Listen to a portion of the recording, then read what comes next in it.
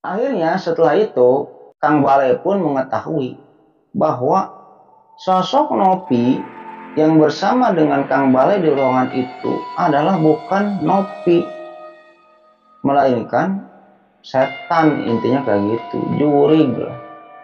Kang Bale mengetahuinya dari mana? Nah ketika Kang Bale ini memperhatikan dengan sosok Nopi itu ya, diperhatikan dengan seksama sosok Nopi itu. Jadi di depan tempat Nopi ngetik, tempat Nopi bekerja itu ada sebuah lemari yang dimana di lemari itu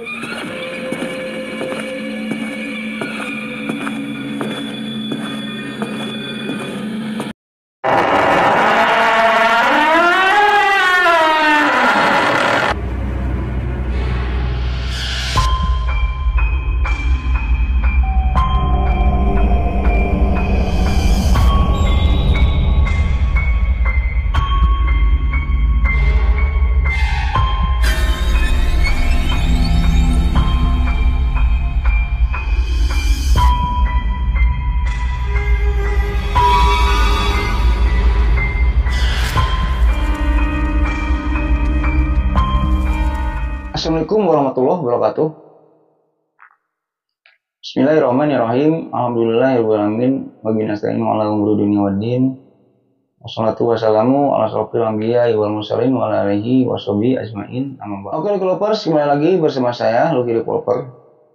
Jadi pada video kali ini kembali saya akan menceritakan suatu kisah mistis atau horor, yang dimana kejadian ini dialami oleh Kang Bale.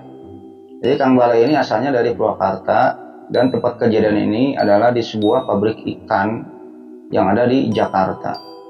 Kang Bale ini pernah bekerja di pabrik ikan yang ada di Jakarta, yang dimana konon katanya ketika Kang Bale ini bekerja di sana, banyak teror-teror gaib atau teror-teror horor gitu kepada Kang Bale yang berasal dari penunggu pabrik ikan itu atau sosok gaib pabrik ikan itu. Intinya kayak gitu. Ya, sebelum lanjut ke ceritanya, tak bosan-bosan saya mengingatkan kepada developer semua ya. Jangan lupa like, comment, and subscribe. Supaya apa? Supaya saya tambah bersemangat untuk membuat konten-konten selanjutnya gitu. Dan bagi developer semua atau orang yang sedang menonton video ini yang sudah subscribe, saya banyak ucapkan terima kasih. Mudah-mudahan nama baik developer semua yang sudah subscribe di channel ini dibalas kebaikannya oleh Allah Subhanahu wa taala berpuluh-puluh kali lipat, beratus-ratus kali lipat, beribu-ribu kali lipat, dan berjuta kali lipat. Oke, kita lanjut ke ceritanya ya. Jadi kejadian yang dialami oleh Kang Bale ini kurang lebih terjadi pada tahun 2013. Nah, pada tahun 2013 itu, ketika itu dirinya sedang menganggur. Ada temannya yang bekerja di pabrik ikan yang ada di kota Jakarta. Gak usah disebutkan lah pabrik ikannya di mana gitu ya. Intinya perusahaan tersebut menampung ikan-ikan, nanti dipak ikannya itu nanti jual lagi, ada yang dibikin ikan kaleng dan sebagainya, intinya kayak gitu lah. Ketika itu Kang Bale ini dihubungi oleh Roni, temennya gitu. Lu ada kerjaan gak? Lu masih nganggur gak? Iya, gue masih nganggur nih Ron, kata Kang Bale gitu. Lu mau gak kerja di pabrik ikan, katanya. Gajinya lumayan lah, gede. Gak, daripada lu gak ada uang rokok buat makan sehari-hari. Ya gitu itu Kang Bale ini masih bujangan ya, sekarang udah menikah. Lebih baik lu kerja di sini, lumayan lah, ada buat rokok, buat ngopi mah, buat makan sehari-hari. Di mana? Jakarta. Kapan saya bisa mulai bekerja? Ya udah, minggu depan juga boleh. Gue disuruh nyari orang oleh bos, katanya kan. Jadi kekurangan orang lah. Singkat cerita saja, akhirnya tibalah minggu depan. Nah, di waktu itu Kang Bale pun ketika itu berangkat lah ya ke Jakarta. Dan ketika sampai di PT itu disambut oleh Roni, temennya itu. Hanya diperkenalkanlah kepada bosnya. Bos, ini teman saya yang mau bekerja di sini. Oh, ini ya Kang Bale ya, kata bosnya itu. Jadi pemiliknya ini dari luar ya, dari negara luar. Hanya ketika itu bosnya ini berpesan kepada si Kang Roni ini, coba Ron ajarin dulu lah bagaimana cara dia nantinya bekerjanya gimana. Singkat cerita saja, intinya di perusahaan itu, jadi Kang Bale ini tugasnya ini ngepak-ngepakin ikan. Jadi kalau misalnya ada ikan datang satu kontainer, nanti dipak-pakin lah ke wadah-wadah, udah gitu nanti dikumpulin di suatu tempat. Cuman itu doang kerjanya. Jadi ngepak-ngepakin ikan doang, kerjanya cuman itu. Akan tapi ketika itu karena Kang Bale ini ada hubungan khusus dengan Kang Roni, jadi Kang Bale ini intinya jadi ketua regu lah, jadi mandor di sana gitu. Kalau Kang Roni ini sudah mempunyai jabatan lah di sana, intinya kayak gitu. Jadi Kang Bale ini mempunyai beberapa anak buah, intinya kayak gitu. Jadi kita gambarkan dulu bentuk pabrik ikannya itu. Pabrik ikannya itu ya kurang lebih luasnya ini berapa meter lah gitu, ada puluhan meter, lumayan cukup luas lah. Nah, ketika kita masuk ke gerbang pabrik itu, di sana ada pos security. Di sana ada pos security, kita masuk ke pabrik itu ada tempat-tempat pembuangan ikan, pemotongan ikan, pokoknya kotor lah, bau lah pabrik itu. Akan tetapi di sampingnya ini ada ruangan Kang Bale, Kang Roni, orang-orang danrunya lah, orang-orang inilah mandor-mandornya. Nah, ketika itu di ruangan mandor itu, untuk melihat ke tempat produksi pemotongan ikan itu ada kaca pembatas gitu. Jadi ini ada kaca gitu. Ini ruangan, di sana kita bisa melihat ke tempat produksi ikan. Seminggu Kang Bale itu berada di sana, bekerja di sana. Jadi nggak ada kejadian horor, nggak ada kejadian mistis yang dialami oleh Kang Bale. Nah, singkat cerita saja, minggu kedua pun tiba. Hanya di minggu kedua pun Kang Bale ini berusaha istilahnya mengenal lah karyawan-karyawan di sana. Jadi Kang Bale ini ngobrol-ngobrol dengan security, ngobrol-ngobrol dengan anak buahnya, intinya kayak gitu. Nah, ketika Kang Bale itu ngobrol-ngobrol dengan security di sana gitu ya. Jadi ada salah seorang security yang menjelaskan, yang berkata kepada Kang Bale ini, "Pak, nanti kalau ada pekerjaan dadakan di malam hari gitu ya, usahakan jangan sendiri gitu. Kalaupun Bapak sendiri, Bapak hubungin kita deh, nanti kita antar atau tungguin gitu, nungguin pekerjaan Bapak itu." Ketika Kang Bale bertanya kenapa dan ada apa, security itu tidak menjawab alasannya apa gitu. Jadi jam kerja di perusahaan itu sampai jam 9 aja gitu. Jam kerja karyawan di perusahaan itu sampai jam 9 aja, tapi kalau ada waktu-waktu urgent gitu ya, bisa nyampe malam lah, istilahnya kayak gitu. Kalau ada ikan dadakan datang bisa nyampe malam, tapi kalau jam kerja standarnya sampai jam 9 aja. Intinya akhirnya di suatu hari ketika pulang kerja, si Kang Bale ini ngobrol dengan temennya, si Kang Roni ini ngobrol. "Ron, kemarin gua habis ngobrol dengan security ceritanya kayak gini. Jadi kalau ada kerjaan ngedadakan di malam hari, jangan sendiri, nanti kalau bisa ditemenin oleh teman, kalau nggak ada saya pun siap menemani Kang Bale itu." "Emang di sini angker ya, Ron?" kata si Kang Bale ketika itu. Si Kang Roni ketika itu nggak menjawab nggak apa, cuman senyum aja, "Ya, ntar lu rasain sendiri deh," katanya kayak gitu, kata Kang Roni. Nggak ngejawab nggak. Nah, kejadian mistis atau horor yang dialami oleh Kang Bale di perusahaan itu, di perusahaan Kang Bale kerja ini, ketika itu pada habis asar, jadi datang kiriman ikan berbok-bok, berkontainer-kontainer datang lah. Jadi Kang Bale kalau datang ikan itu, selain harus ngepak, harus juga membuat laporan tentang ikan ini yang terkirim berapa, nanti yang udah dipak ini berapa, nanti tujuan penjualannya kemana, dan lain sebagainya. Intinya kayak gitu. Ketika itu, karena banyaknya pekerjaan yang harus dilakukan oleh Kang Bale ini terpaksa lembur. Akhirnya setelah jam setengah 9 malam, pekerjaan tersebut belum juga selesai. Dan anak buahnya ini yang tugasnya ngepak ikan ini, pekerjaannya udah selesai dan minta izin pulang ke Kang Bale. "Pak, saya pulang duluan ya." "Ya udah sok, pulang duluan." Akhirnya sampai pada akhirnya si Roni pun nyamperin si Kang Bale itu. "Le, gua pulang duluan ya. Lu nggak nungguin gua, Ron?" kata si Kang Bale ini. "Kerjaan lu masih lama nggak?" "Ya paling sejaman lagi lah selesai," kata si Kang Bale ketika itu. "Ya udah gua pulang duluan, gua tunggu di kosan," kata si Kang Roni ketika itu. Akhirnya si Kang Bale pun ketika itu ngelanjutin bekerja ngetik gitu, ngepak, liatin hasil laporan gitu kan, disesuaikan dengan data, intinya kayak gitu. Nah, kurang lebih jam setengah 10 ketika itu, jam setengah 10 malam, Kang Bale ini mendengar suara seorang wanita yang menangis. Tapi Kang Bale ketika itu nggak mengetahui suara asal tangisan itu di mana, karena seakan-akan suara itu menggema lah, intinya kayak gitu. dicari nggak ada. Ketika itu sama Kang Balai ini nggak ada. Akhirnya suara tangisan itu hilang. Setelah suara tangisan itu hilang, akhirnya Kang Balai pun melanjutkan pekerjaannya itu. Nah setelah itu kurang lebih jam 10 malam, kan tadi saya udah jelaskan kalau ruangan Kang Balai ini, ruangan kerja Kang Balai ini dikelilingi kaca. Nah kalau kita melihat ke kaca, kita bisa melihat tempat produksi atau tempat pemotongan ikan di sana. Yang dimana ruangan produksi atau tempat pemotongan ikan itu ketika itu lampunya sudah pada mati. Jadi ada di atasnya lampu satu udah pada mati.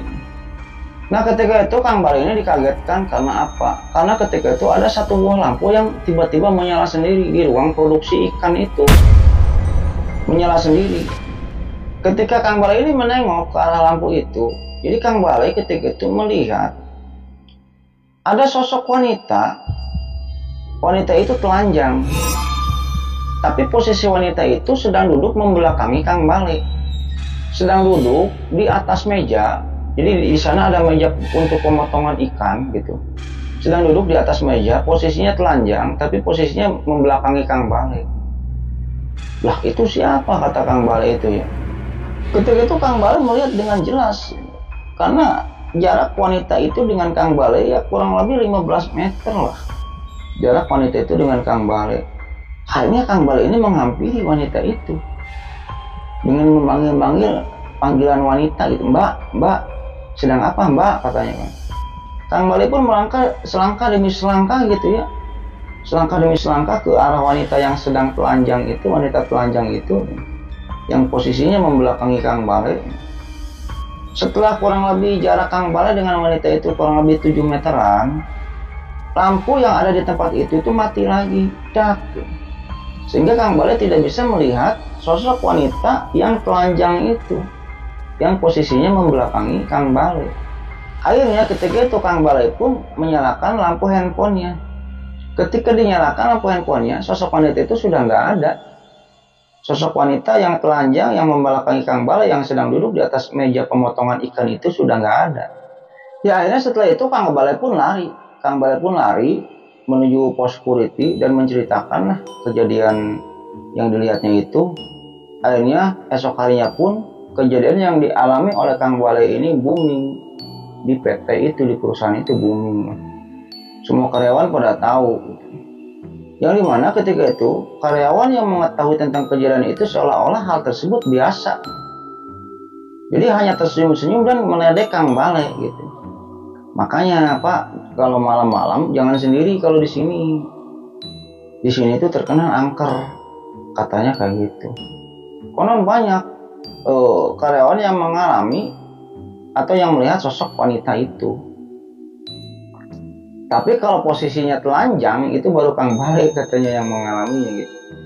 Kalau karyawan-karyawan hanya dinampakkan sosok wanita aja di sana gitu. Sudahlah ya, kejadian tersebut berlalu. Yang dimana pada akhirnya keesokan harinya Kang Balai pun seperti biasa masuk kerja dengan Kang Roni. Nah ketika itu di tempat kerja itu Kang Balai itu punya rekan kerja lah, tapi masih bawahannya Kang Balai. Anggap namanya Nopi lah ya. Nah Kang Balai ketika itu suka nyuruh Nopi kalau Kang Balai lagi sibuk gitu. Nopi itu suka disuruh oleh Kang Balai ini, Nop tolong buatin laporan, Nop tolong tulisin ini gitu. Intinya kayak gitulah. Jadi levelnya masih di bawah Kang Balai di perusahaan itu. Singkat cerita saja, di minggu berikutnya datang lagi pengiriman ikan dengan jumlah banyak. Yang dimana jika ada keadaan tersebut, itulah yang menyebabkan Kang Balai ini bekerja lembur. Intinya kayak gitu. Seperti biasa, Kang Balai pun mengecek pakan ikan, membantu ngepakkan ikan, terus membuat laporan dan lain sebagainya lah ya. Dan ketika itu, setelah Isya jam 7:30, pekerjaan Kang Balai pun belum selesai. Seperti biasa ketika itu Kang Balai pun bikin laporan, ngecekin data, ngecekin keakuratan data dan lain sebagainya. Dan anak buah Kang Balai yang lain biasa izin pamit pulang karena pekerjaannya udah selesai. Nah kurang lebih jam 8:30 malam ketika asik-asik Kang Balai ini lagi ngetik gitu. Sendiri Kang Balai ya, sendiri.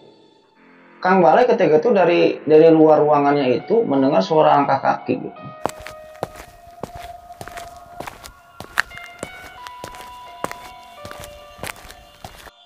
Langkah kaki ini semakin dekat dan berhenti di depan pintunya.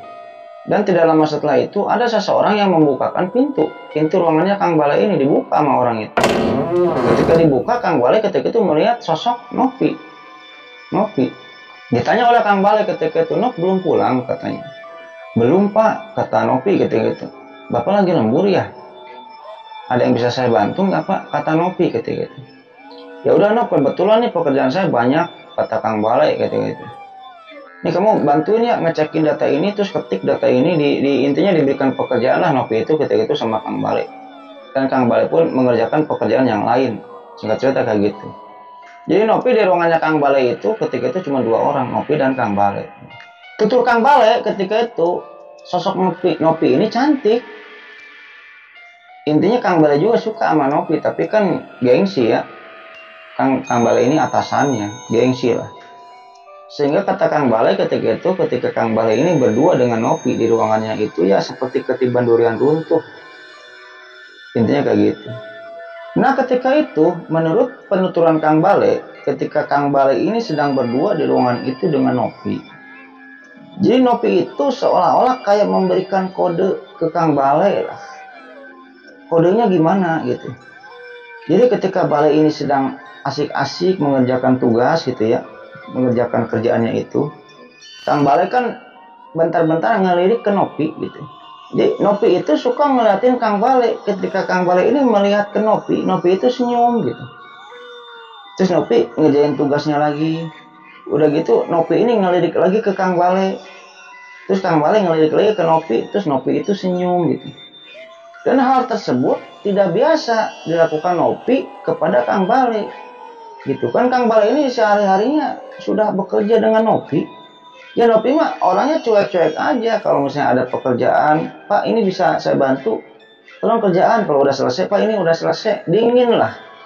Tapi di malam itu seolah-olah Nopi itu suka sama Kang Bale. Kalau ngelihat Kang Bale suka senyum. Intinya kayak gitu. Yang dimana hal itu membuat aneh bagi si Kang Bale. Ini kok si Nopi kok kayak gini sekarang, kayak yang menggodain saya. Intinya kayak gitu.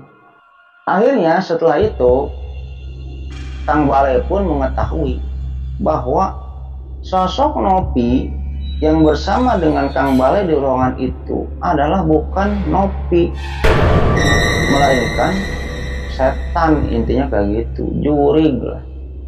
Kang Bale mengetahuinya dari mana? Nah ketika Kang Bale ini memperhatikan dengan sosok Nopi itu ya, diperhatikan dengan seksama sosok Nopi itu. Jadi di depan tempat Nopi ngetik, tempat Nopi bekerja itu ada sebuah lemari, yang dimana di lemari itu terdapat sebuah cermin gitu. Nah bayangan Nopi itu tidak ada di cermin itu gitu. Jadi bayangan Nopi yang sedang ngetik ngerjain tugas itu yang diperintahkan oleh Kang Bale itu tidak ada di dalam cermin. Kang Bale ketika itu intinya menahan rasa takutnya, menahan rasa kagetnya. Ketika itu perasaannya mah pengen lari teriak tolong setan gitu. Tapi ketika itu seolah-olah Kang Bale ini gua harus kabur nih. Harus kabur dari sini. Ini bukan si Nopi nih, ini setan. Masa bayangannya nggak ada di cermin, intinya kayak gitu.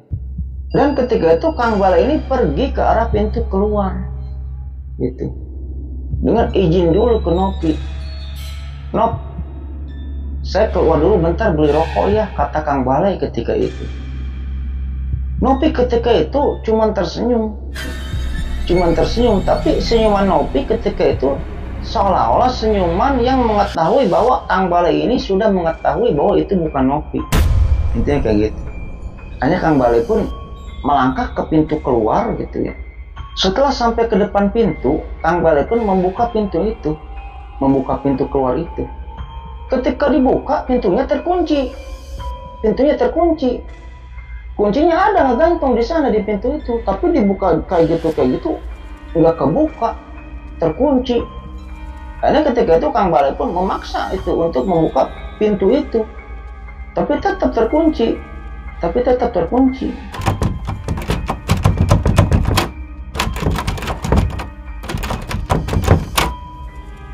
Dan ketika itu Kang Bale ini melihat ke belakang ke arah Nopi.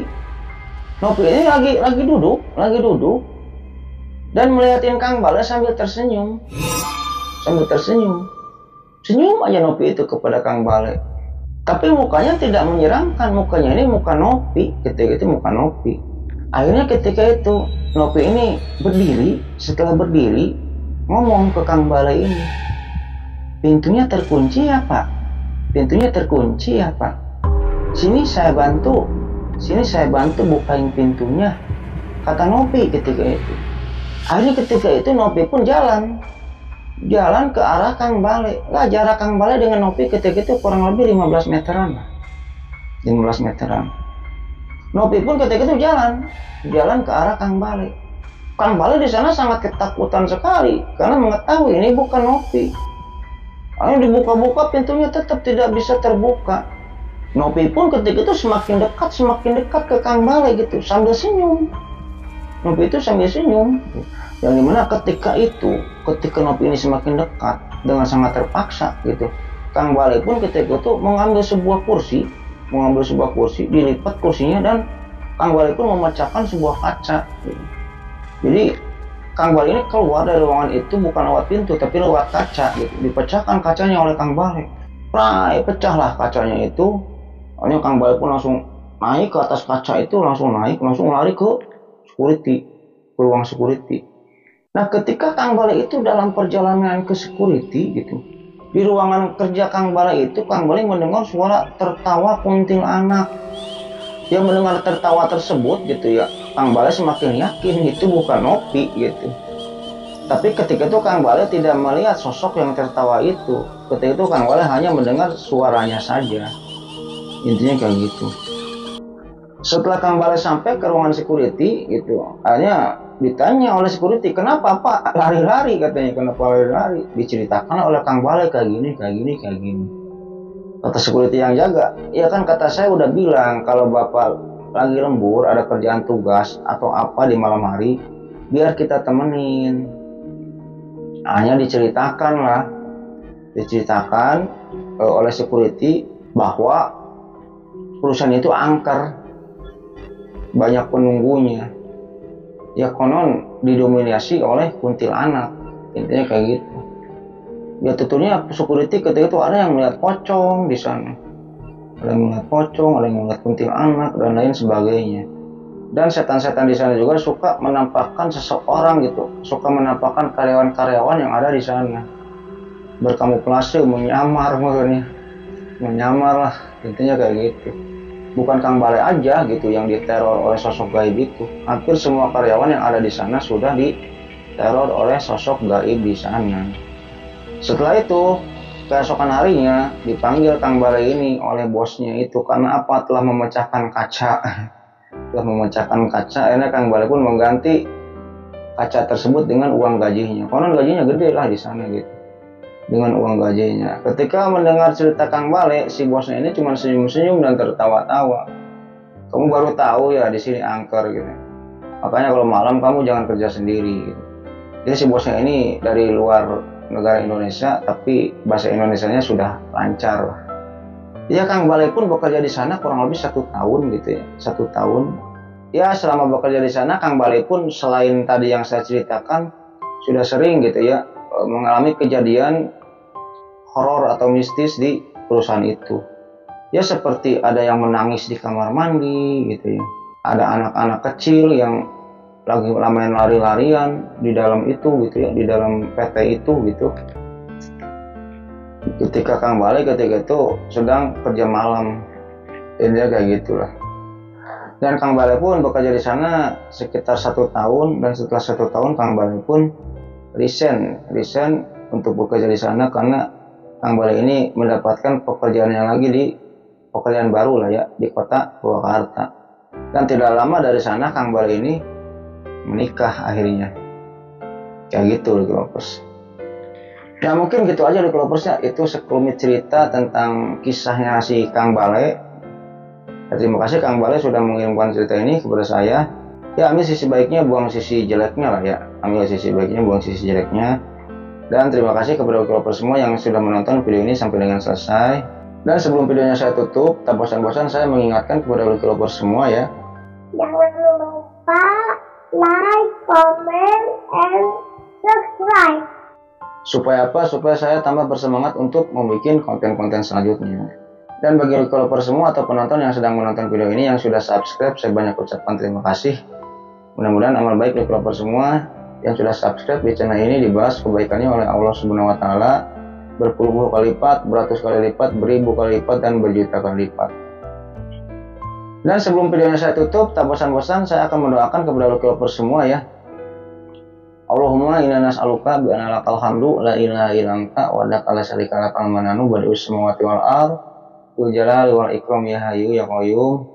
Mudah-mudahan Lucky Lovers semua diberikan kesehatan, diberikan umur yang panjang, diberikan rezeki yang melimpah gitu ya. Dan jika Lucky Lovers semua atau keluarganya ada yang sedang sakit, mudah-mudahan cepat diangkat penyakitnya dan disembuhkan oleh Allah Subhanahu wa Ta'ala dan tidak disakitkan lagi sampai wafat ya.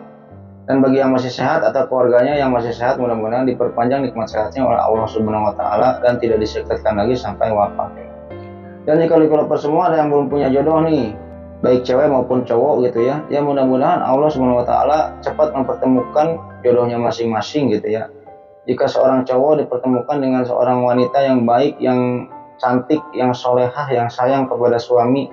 Jika seorang wanita cepat dipertemukan jodohnya yang dengan seorang pria yang tampan, yang gagah, yang pintar, yang sayang kepada istri, dan terutama yang mempunyai kepribadian ya. Punya rumah pribadi, punya mobil pribadi, punya perusahaan pribadi gitu. Dan yang paling utama mudah-mudahan kita semua termasuk saya nantinya ditempatkan di surganya Allah Subhanahu wa Ta'ala dan mendapatkan syafaat darinya nanti di hari akhir. Mungkin gitu aja Lucky Lovers cerita pada video kali ini, mudah-mudahan menghibur. Akhirul kata, Allahumma sholli ala sayyidina Muhammad wa ala ali sayyidina Muhammad wa billahi taufiq wal hidayah. Wassalamualaikum warahmatullahi wabarakatuh.